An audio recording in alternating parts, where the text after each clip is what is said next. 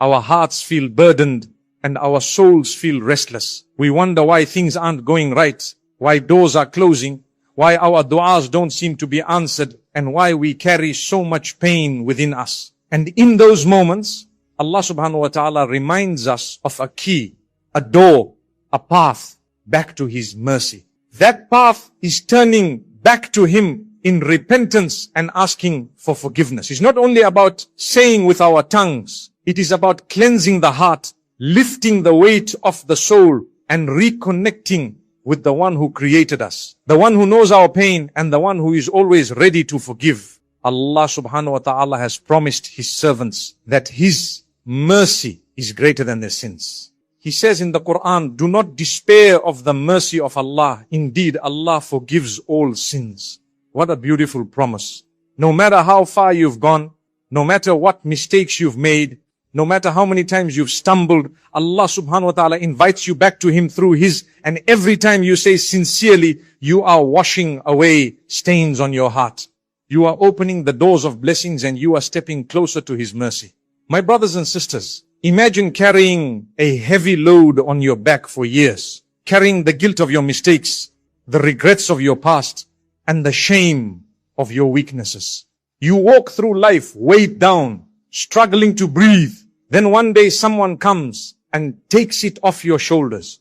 That relief, that freedom, that lightness, you can feel it in an instant. That is what is for your soul.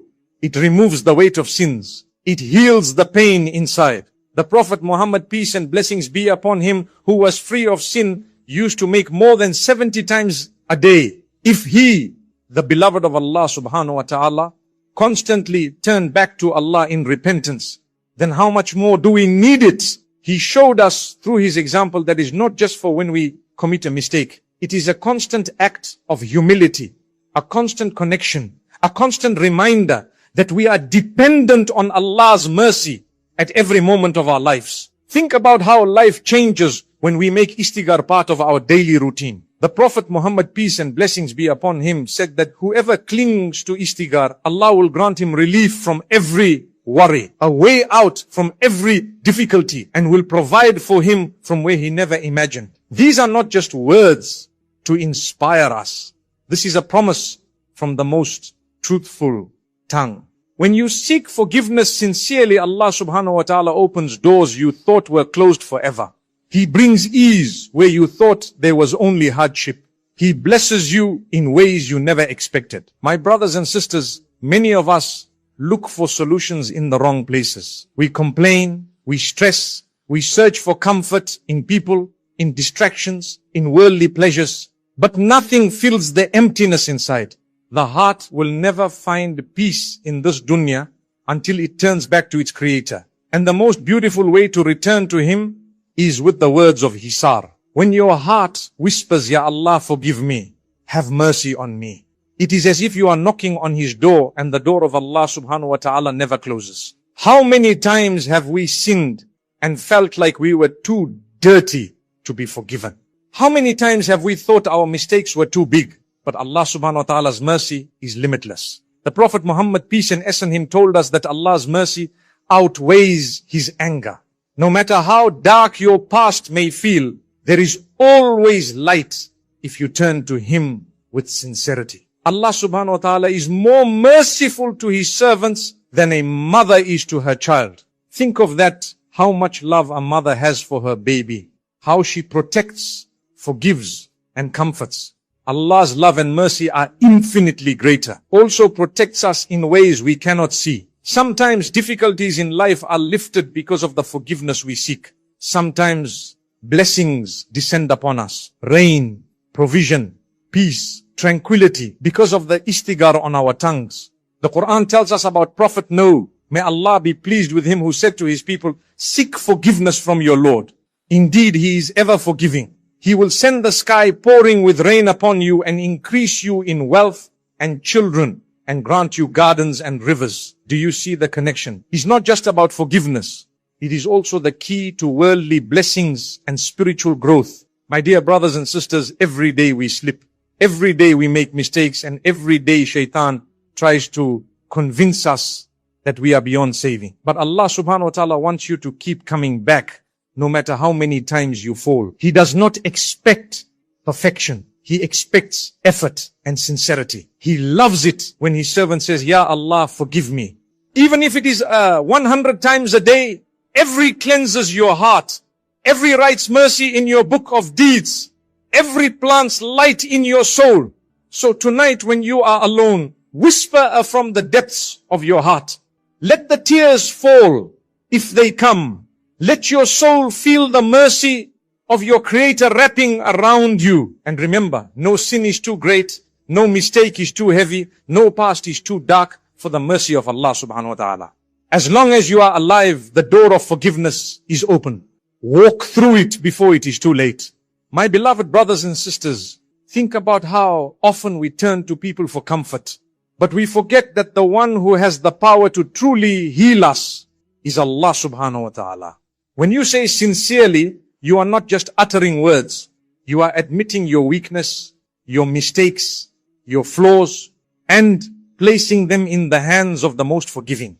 You are saying, Ya Allah, I cannot carry this anymore. I cannot handle the weight of my sins. Please forgive me, cleanse me, and guide me. And Allah subhanahu wa ta'ala never turns away a servant who comes to him sincerely.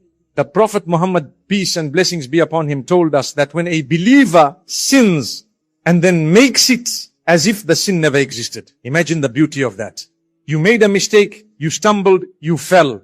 But instead of being left with a permanent scar on your soul, Allah wipes it away as if it never happened. He is Allahu, the most forgiving. He is Allahu, the one who not only forgives but erases. He does not hold grudges against his servants. He does not humiliate you for your mistakes. Instead, he covers them, erases them, and replaces them with goodness when you return to him sincerely. Many times we think our past defines us. We think we cannot move forward because of the sins we committed yesterday. But my brothers and sisters, Allah subhanahu wa ta'ala is not like people. People may remind you of your mistakes. They may judge you and they may never let you forget.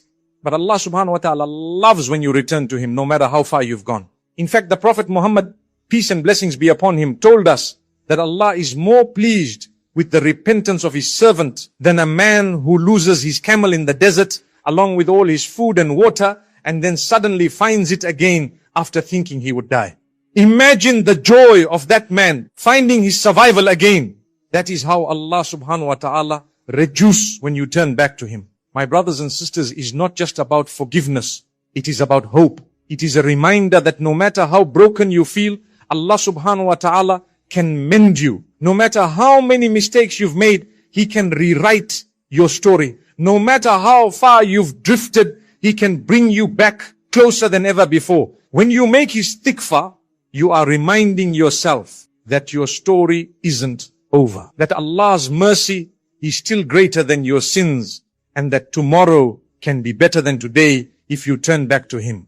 My brothers and sisters, sometimes we are tested with hardships, with difficulties, with closed doors, and often these hardships are a wake-up call from Allah subhanahu wa ta'ala, a reminder to return to Him through repentance. The Prophet Muhammad, peace and blessings be upon him, told us that calamities are sometimes a means by which Allah wipes away the sins of His servant. But when you add to patience during hardships, you not only cleanse your sins, you also invite Allah's mercy, ease, and relief into your life. Look at the story of Ununas.